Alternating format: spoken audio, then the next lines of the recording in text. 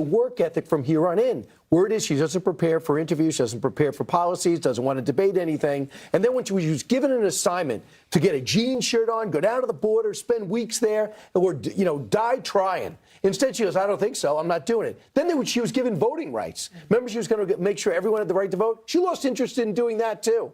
So, and oh, by the way, if you think that root causes was going to be her auspices and that was going to be what she did, the president of Mexico came out and said, I don't know what you're doing with root causes and private investment, but it's way too slow. It's not working. So, Piers, they're trying to rebrand her as this lifestyle person, as a moderate who can relate to lots of people. Dana mentioned earlier the website GovTrack, which is supposed to be nonpartisan, and showed that she's the most leftist senator. Left of Bernie Sanders. Left of Bernie Sanders also showed that she was last on Capitol Hill with bipartisan work.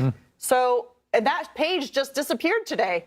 It just went away. Well, look, as a member of the media sitting in the Liberal chair of the desk, it falls to me to defend the Liberal media for the way they've tried to rewrite history about the border czar. Good luck with this. I've got nothing. I've got nothing because it's so blatantly hypocritical. I was going to say another word, but I'll say hypocritical because they know they said it. They know they said it because President Biden himself said, this is your job.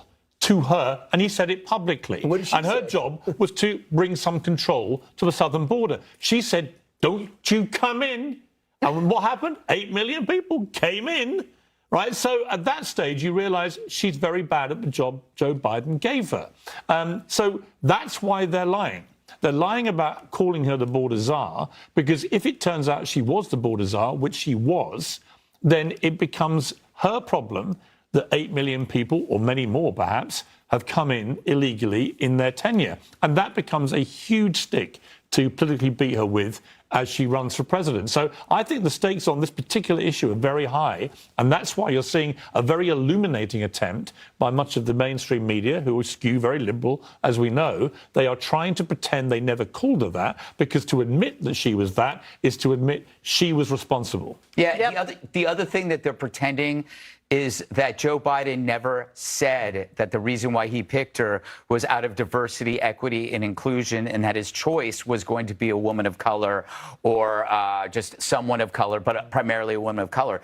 If you were to point that out now, oh, she was a DEI choice, you will be called racist, right, when in fact Joe Biden actually did that. Yeah. So this is another kind of denial in which, oh, this never happened. Actually, all we're doing is we're just boasting that we have a good memory. I did that once on this show, and I got destroyed by the media. By the way, all right, we gotta go. We have to go. If DEI is so good, why wouldn't you boast about it? Exactly. Right. Exactly. All right, we gotta go. Speaking of Donald Trump, he's taking a swing at Joe Biden while showing off his golf game. All right, guys. So Kamala, wow.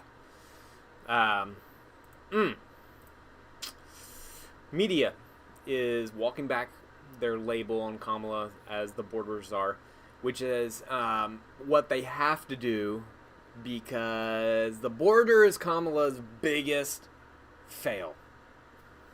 Now the media is saying the border? No. Kamala never had anything to do with the border. What are you talking about? Borders are... We never said that. The interesting thing right now with all this is that Kamala's persona is evolving. And it's hard to tell right now if they're going to be able to paint her as a strong candidate. And I don't know. I don't know which way this is going to go. I don't know if she's going to actually give Trump a run for his money, or if she's just going to be a weak replacement for already a weak candidate in Biden. I still feel like she's not a threat to Donald Trump. I feel like it's too little, too late. I've been saying that for a while. I think that Donald Trump has it in the bag, but Republicans cannot get too comfortable right now. They got to keep fighting, got to keep pushing, got to keep working all the way across the finish line, guys. We can't stop running before the race is over. So it makes me a little bit nervous when all the Republicans are just like, yeah, we got this. It's in the bag. It's already done. Anyway.